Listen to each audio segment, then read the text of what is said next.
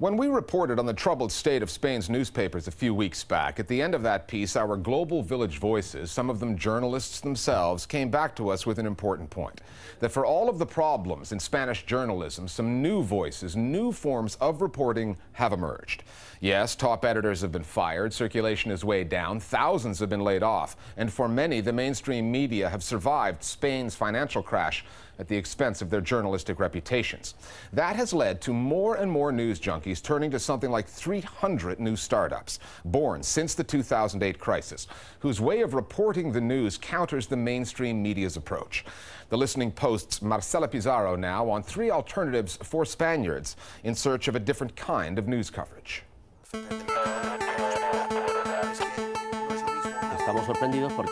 We're surprised by the success of this show because it's a sign of the low quality of news in this country. We're living in contradictory times in Spain right now. Although journalism and news organisations are weak, with so many startups, freedom of expression is stronger than ever because it's impossible for stories not to be published.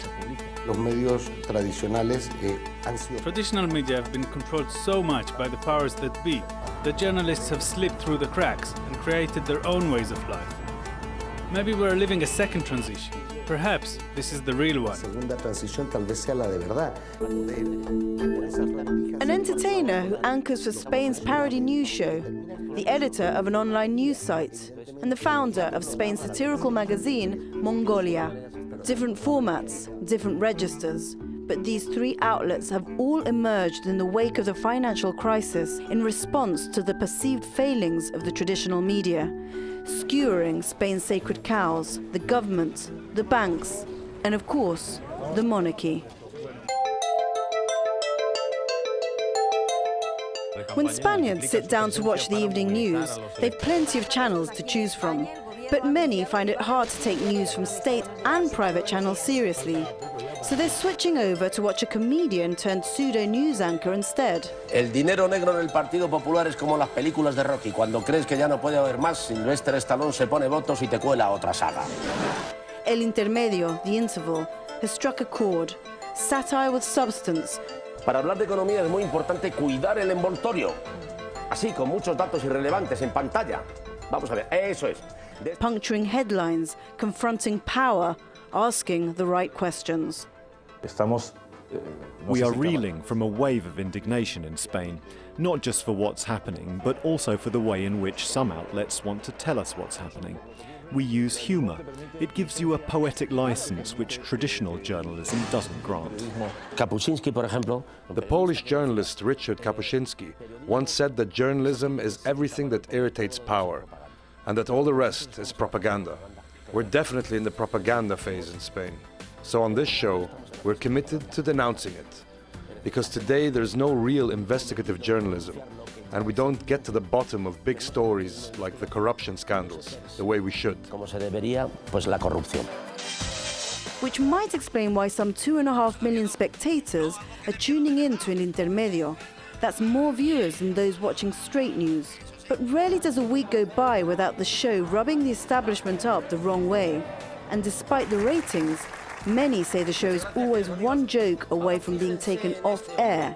Es el hombre del momento en Estados Unidos. The man of the hour, Mariano Amazing Rajoy. That's the risk they take and the edge they thrive on. Online news site eldiario.es, founded in 2012 by journalists who lost their jobs in a wave of newspaper closures that have decimated the Spanish media landscape. 2 years later, they're getting up to 3 million hits per month because they're breaking stories, important ones. We've published stories about the preference shares debacle at Caja Madrid Bank, the story of Bankia when it went bankrupt at the beginning of the crisis, the compromised investigation into the banker who sank the first state-owned savings at Caja Bank and which triggered Spain's financial bailout. We have more leeway to publish all this news. Other media outlets have excellent journalists who fight to publish this kind of news as well, but their room for manoeuvre is significantly smaller than ours because they're constrained by their publishing companies. In Spain, the economic crisis has been accompanied by a crisis of credibility of key institutions, which has made the public look for new voices to report what's happening. New media can operate at much lower costs. They're much more flexible. This allows them to survive in hard economic times. They also use different sources from those in the traditional media. They talk about subjects ignored by them, and they offer different points of view. When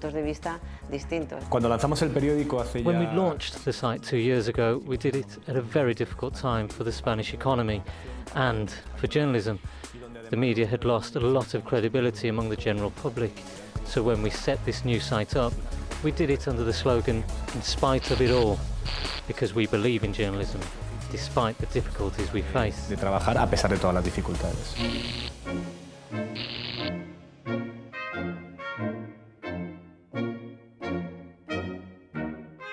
Every month, satirical magazine Mongolia sets aside a few copies to send for free to the politicians, princes, bankers, editors and business leaders, the targets of their mockery. The royal house always receives a copy, often adorned with post-it notes highlighting where to find the latest jokes. When King Juan Carlos abdicated this past month, Mongolia had a field day. Then earlier this year, when the king's daughter Christina faced court charges in a corruption case, a special issue of the magazine hit the newsstands. We published a front-page headline Mong Hola, a parody of the magazine Hola, which is the equivalent of the international Hello, in which Christina was showing us her new home, a prison cell. We were poking fun at those types of publications that offer nothing and are completely out of touch. But like all good satire, Mongolia has serious intent. Its journalism can hit hard. Reports on the business dealings of José María Aznar, the former Spanish Prime Minister. How politicians profited from the privatization of state-owned companies. Spain's involvement in the Iraqi war. And to the surprise of its backers, circulation has reached more than 40,000. The magazine now makes enough money to pay regular salaries to its staff. And all that with no advertising as their source of revenue. Media like us, like El Diario.es and La Marea, we're all proving that with very little you can achieve a lot, and that perhaps one of the biggest mistakes have been to allow the media to grow so much that they've turned into institutions that need huge resources, and this makes them very slow machines. We're following the guerrilla war model of Che Guevara. We've created focal points that generate information which is more direct, more effective, more independent, more real. And therein lies the paradox, because with Spain's financial meltdown came a crisis in journalism, but one that has led not to a crisis in press freedom, but to an explosion of it. More Global Village voices now on the new alternatives springing up in the Spanish media space. Traditional Spanish media is struggling to keep up because the public sees it as largely aligned with the two main political parties. The public, especially younger generations, is demanding more plurality in the views that are being portrayed in the media. En contraposición aparecen nuevos medios como puede ser Meltdown, como puede ser El Diario, como puede ser Mongolia, que sí que están entendiendo a la audiencia y están aportando nuevas formas de hacer periodismo y en formatos multimedia y en formatos multiplataforma. El Diario has filled a gap because it is managed by journalists and not by businessmen. That's why they investigate the financial problems that unemployed are dealing with, or at the moment the abdication of the king.